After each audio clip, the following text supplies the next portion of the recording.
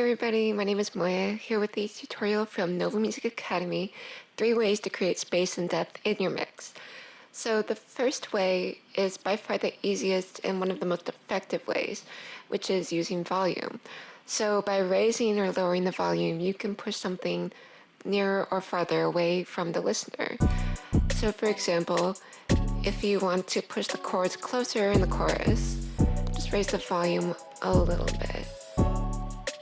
And without even having to do anything else, you've already shifted the perspective of those chords. So that's a really effective tool, but honestly sometimes underused. So the next tool that you can use is EQ. So one of the best ways to use EQ is to just use a shelf to make something brighter or darker. Brighter will bring it forward, darker will push it back. And the reason why you might want to use a shelf is it's just a little bit more natural sounding.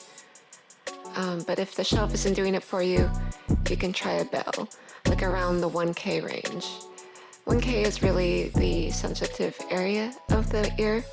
So doing a dip here will push something back, and doing a pull here will push it forward.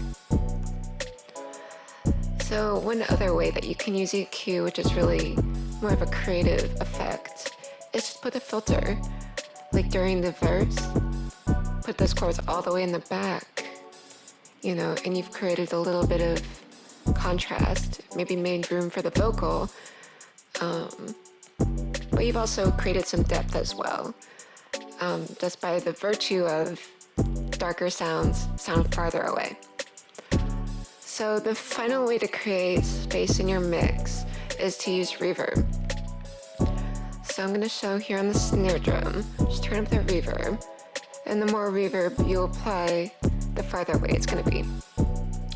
So if you go into the reverb settings, you'll see, the pre-delay, how long passes between the drum and the sound of the verb. So a longer pre-delay will kind of let you separate the two, whereas a shorter one will merge them, if that makes sense. And the shorter pre-delay will generally help you push something back in the mix, while a longer pre-delay will help you keep the space of the room, but keep the snare at the front of the mix, so that's really useful.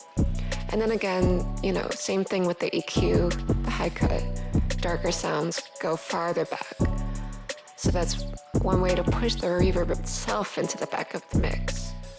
So this is just a basic overview of creating space in your mix. Make sure to sign up for Nova Music Academy if you want more content like this.